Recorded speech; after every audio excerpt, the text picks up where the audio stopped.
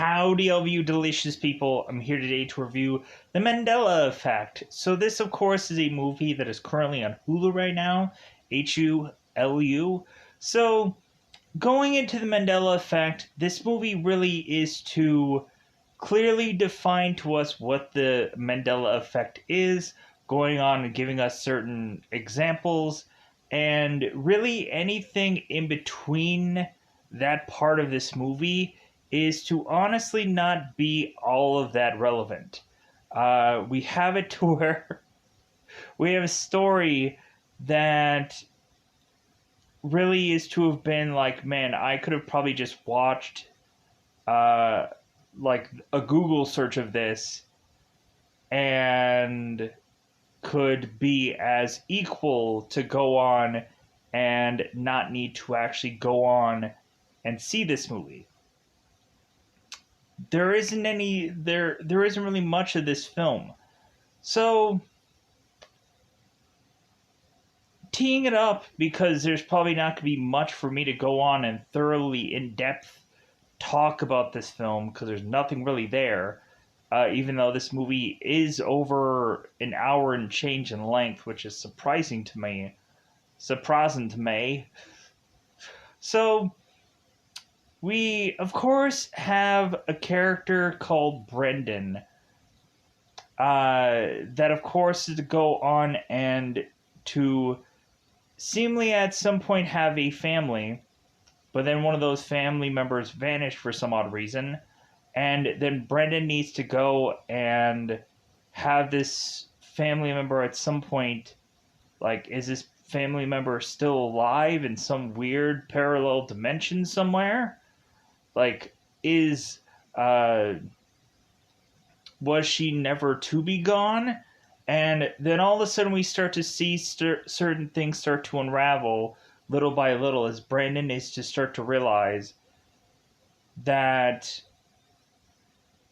all of a sudden there's things around him that had all of a sudden tweaked and changed and whatever. That the Monopoly board game had lost its monocle. That Curious George has lost his tail. So on, so forth. Things start going and unraveling to the point of him going on like, oh my god. Like, the world has changed. So, within this film, we of course have to dust out the real example of what the Mandela is, or what the Mandela effect is. We know Nelson Mandela, which of course is to be the perfect example of this story.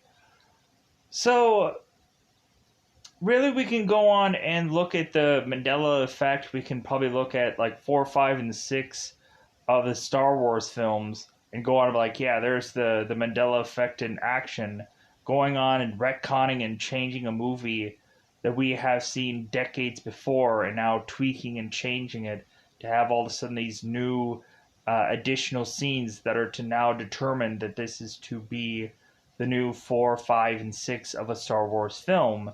And if you want to go on and buy this Star Wars movie through a DVD or Blu-ray or whatever, you have to buy the Star Wars version that they have to forcibly feed to you. And you can't go on and be like, well, I only want XYZ Star Wars version, and I don't want these new additional things. It's like, well, that's too bad. So we go on, and so my overall grading system of this movie is to go on and just say that this is a bad film, but I think a lot of people will be intrigued by it. A lot of people will go on and want to watch it regardless, hence for me going in and me watching this. But like, you're not going to really go and pull anything away from this movie to go on and say that this is well worth your time. I know a lot of people could go on and see a movie like the Jim Carrey movie, the number 23, and they can kind of be left going through that film and kind of pulling something out of that, which is the reason why I kind of mentioned that movie, simply because like it feels kind of similar. Like all of a sudden people are to rationalize you that the number 23 is to be everywhere, and then all of a sudden you start looking and seeing and finding it and whatever. And so all of a sudden we have Brendan, who is to start seeing these small, tiny little tweaks that are to be possibly involved in his version of the Matrix, I guess. And so he has to go on and try to figure out, or have a scientist figure this out with him to understand all of this business. So, with that said, let's just go into that double five time territory. Let's go out of our way to go into the Mandela effect. Let's go into spoiler time. Spoiler time. It's about that time I'm going to spoil this movie. So, it's still like it's a bad film, but at the end of the day, that's not gonna like stop me from not going on and reviewing a film. Like, I have gone on and reviewed awful films. I've gone on and reviewed uh, like films that I'm like, why does this exist? Where I don't feel like this movie is to be in that category, but like I just feel like it didn't bring anything to the table that, again, I could not have gone on and Google searched. So it just didn't do it for me. But anyways, let's go on and go into spoilers. So the very beginning of this movie, we of course have it where, for some odd circumstances, we have Brendan and Claire with a daughter named Sam. So Sam is to go on and die for whatever reason. And so, of course, she is to go on and get a funeral and be buried and so on and so forth. So, all of a sudden, once we go on and we have Brendan, who I guess is dealing with that loss, Claire is trying to move on, put all of Sam's stuff, all to, of course, be um, put in these boxes to just say, like, okay, let's try to move on. And Brendan's like, no, like, leave this stuff here, I'm not ready yet. So we go on and we have Brendan, who eventually starts seeing little things here and there. Like, we go on and we have Brendan, who is to realize that this children's book that Sam was to have is to be called the Berenstain Bears. And so we all of a sudden have Matt, Robin Lord Taylor. Of course, a lot of people know him as the Penguin from Gotham, and really that's about it. Sadly enough. Maybe this guy will get some more gigs someday. I would also have seen him from the Would You Rather movie. But anyways, we have Matt, who kind of comes into this house after him going on to some bar somewhere and meeting some man. And so Matt is to make his way into this house and is to go through their fridge and start to eat some of their food. And so Brandon is kind of surprised by Matt, and Matt is like, well, hey, like, you told me to crash at your place if there was ever a time where I would get too drunk, and this is one of those times. So Brendan all of a sudden is to notice this Berenstain Bears book, and so we have Brendan asking Matt, it's like, well, hey, what do you think the spelling is of this book? And, or what do you think the word is of this book? And we have Matt going on and saying, well, isn't it Berenstain Bears? And Brendan's like, no, it's the Berenstain Bears. Okay, I thought it was the Berenstein Bears. They're pronouncing it Berenstain Bears, and I'm like, what the fuck? So immediately from that, we go on and have Brendan, who all of a sudden is to see a photo on the fridge that I guess was to be a photo from Griffith Observatory that they were to have taken this picture from with Brandon, Claire, and Sam. And Brandon is looking at this picture. He's like, I don't think that this picture is what it is.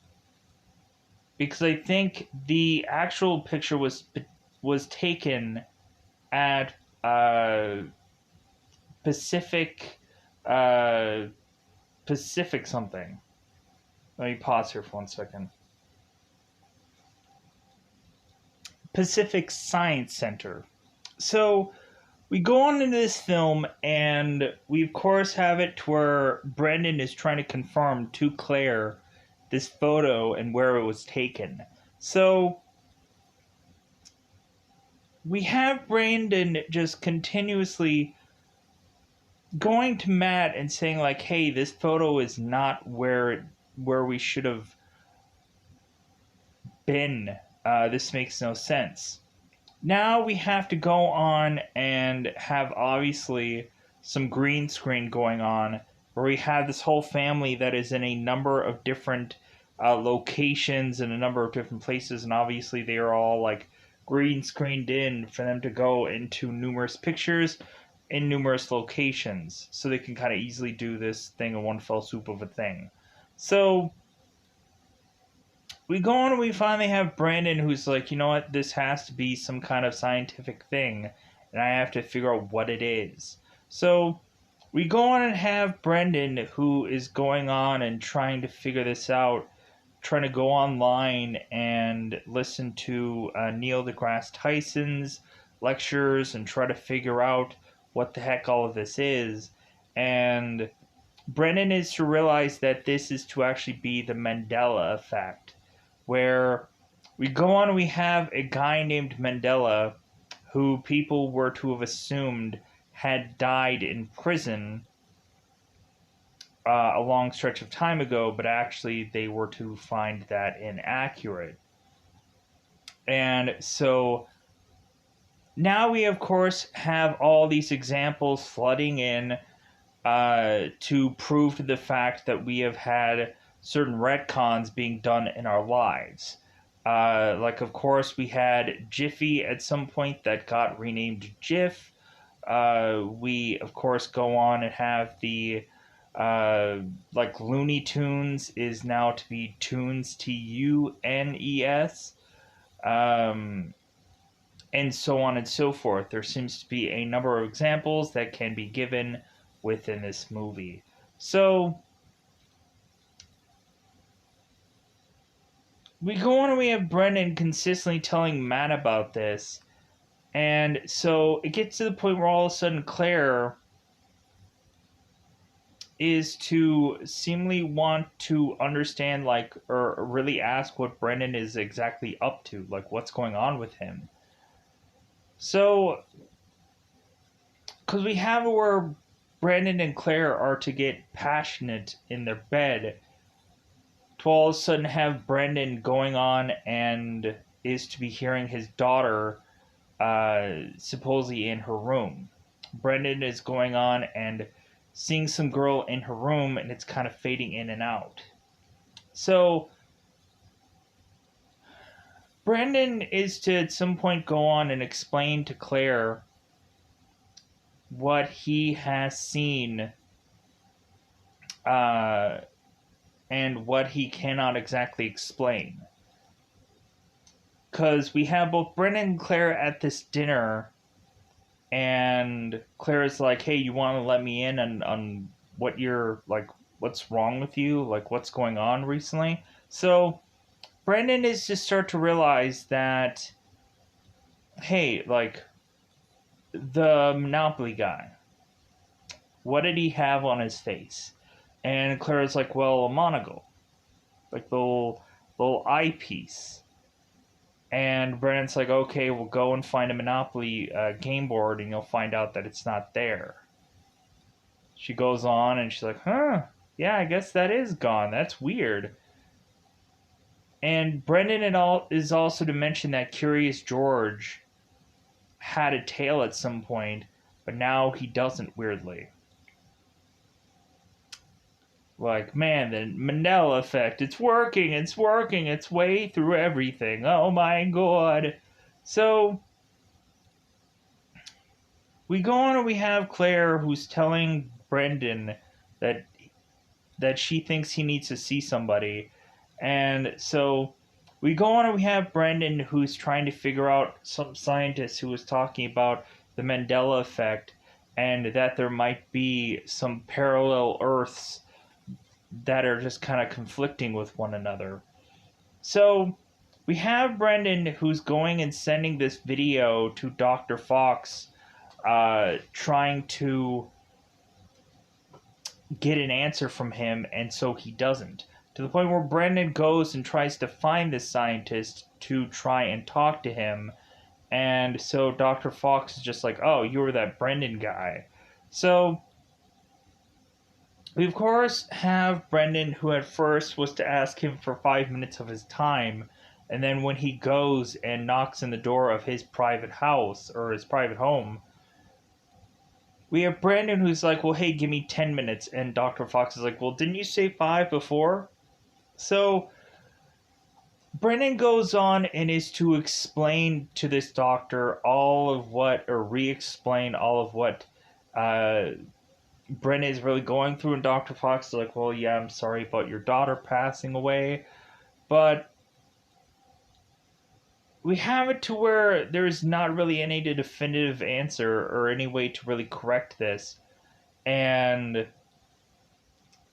but Dr. Fox is going on and saying, like, well, I do have a quantum computer that maybe can help us in this whole thing. Because we end up finding out that Brendan is to be this gaming developer, and that he's going on and having these rats go through this maze, and we have it to where this rat can go through a number of different mazes a number of different times, and that seems to be the very beginning of this movie. In the very beginning of this movie, I'm like, haven't I seen this somewhere before? It feels like I've seen this somewhere before. It looks like looks like parts of this movie are very familiar, as if someone has said this before.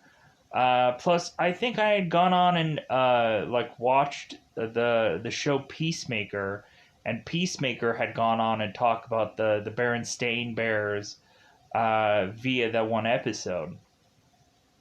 So, and that's the one thing that I forgot about, because we have Brendan who's really doing this rat maze game. It looks very goofy and very weird. So, like, I don't know how that would be very popular or a big game to just develop, but I guess it is what it is. So, Brandon is going with Dr. Fox to this computer, and they are, of course, met by a guy named Manny asking what these guys are doing here. And so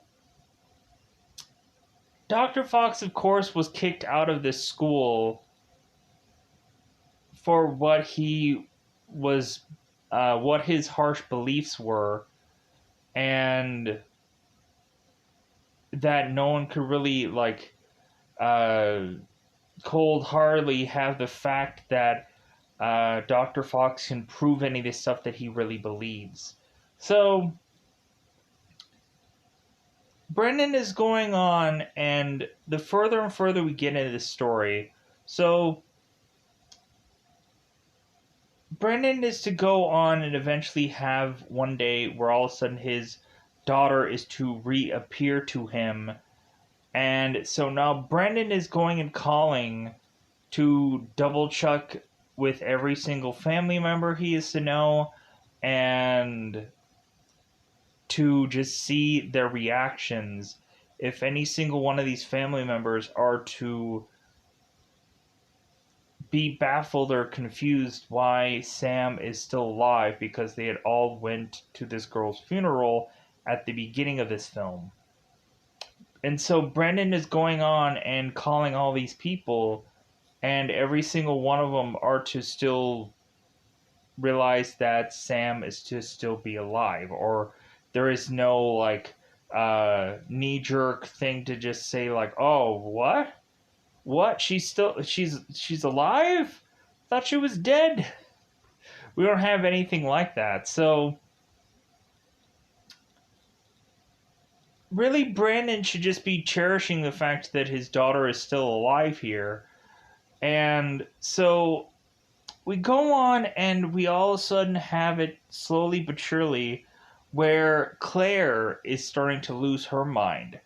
Claire is starting to go on and starting to showcase some not so sane tendencies.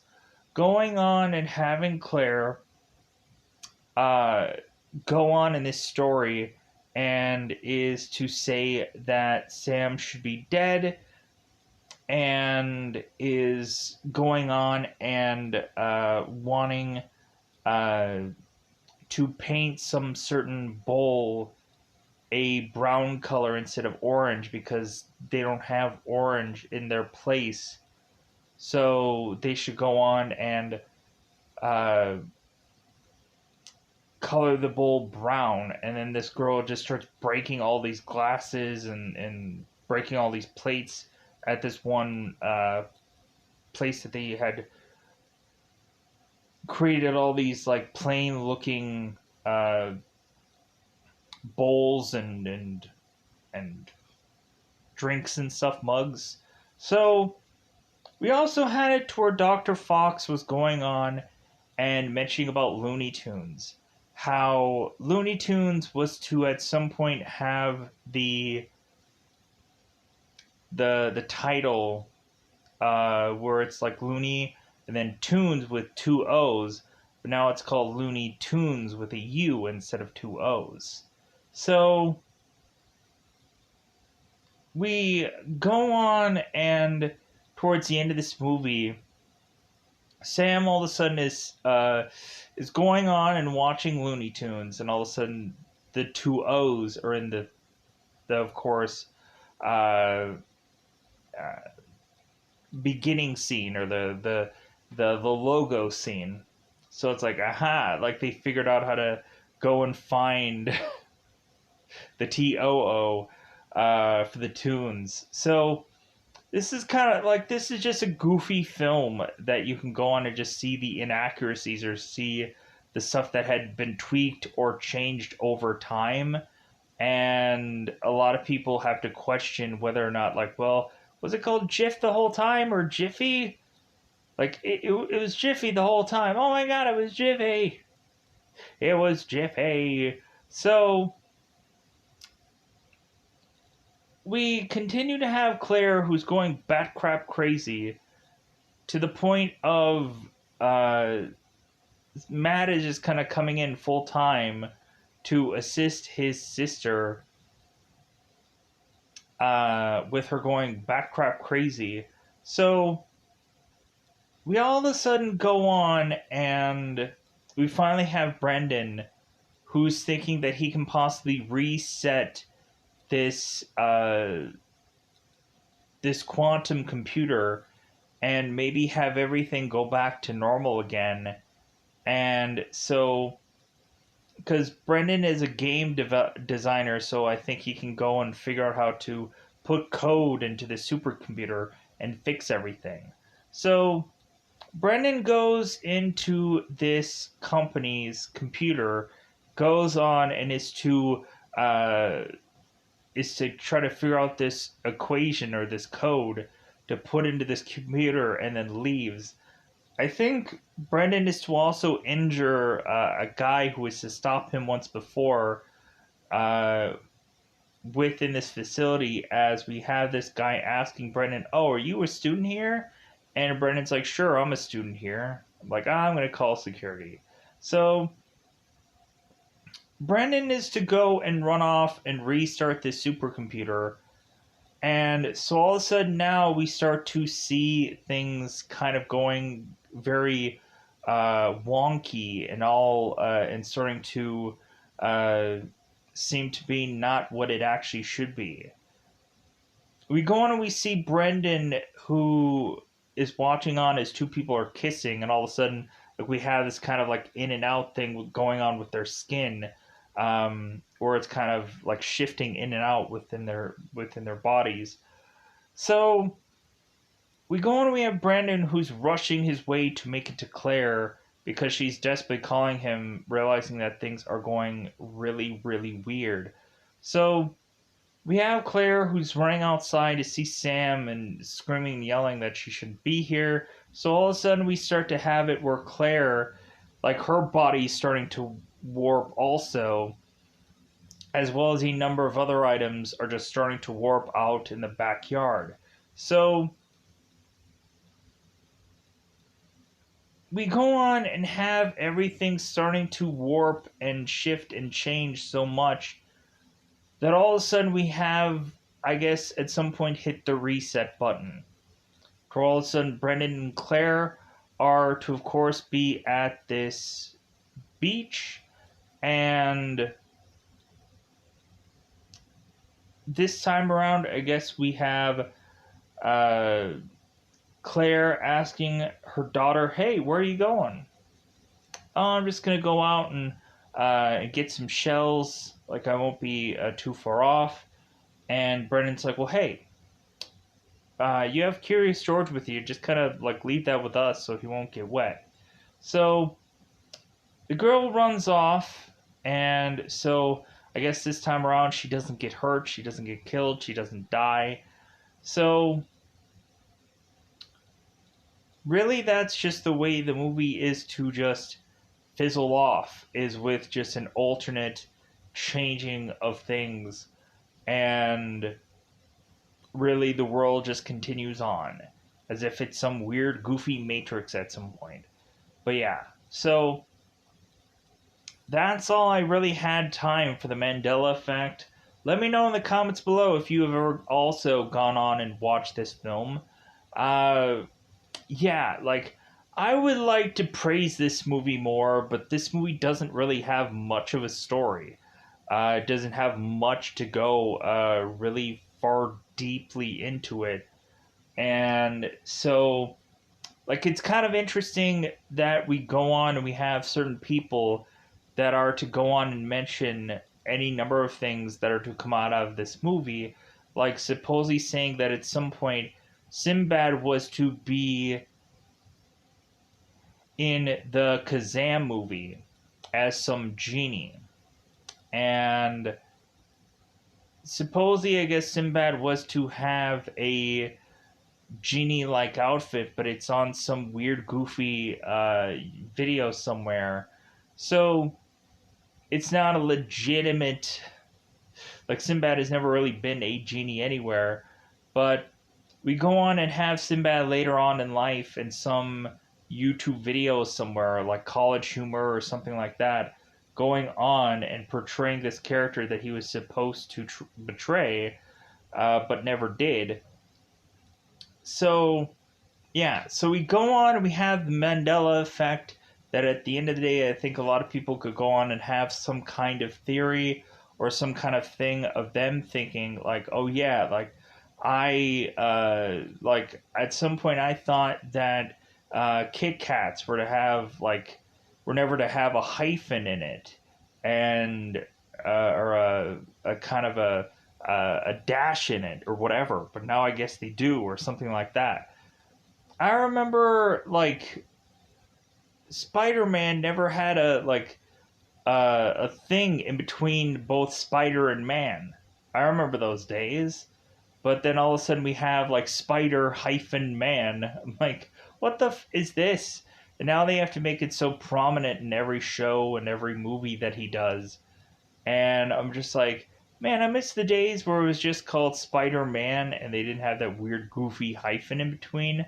I'm like, you don't see Batman having to hyphen his name. You don't see anybody else having to hyphen their name. That just seems weird. So maybe what had happened with that is maybe because they couldn't trademark that, so maybe they went on and figured out some way of how to exactly trademark that, and so that's hence why you get to see that way. I don't know. It just seems kind of goofy and weird. Um, but also, when looking at it, you have to go on and have like, uh, for example, like World Wrestling Entertainment (WWE). They at some point were, of course, to be called WWF. But if you go into any old footage of WWF, which is now WWE, they have to go and they have to blur every single WWF logo and whatever, because I guess there was some World Wildlife Federation that was to go on and I guess trademark WWF.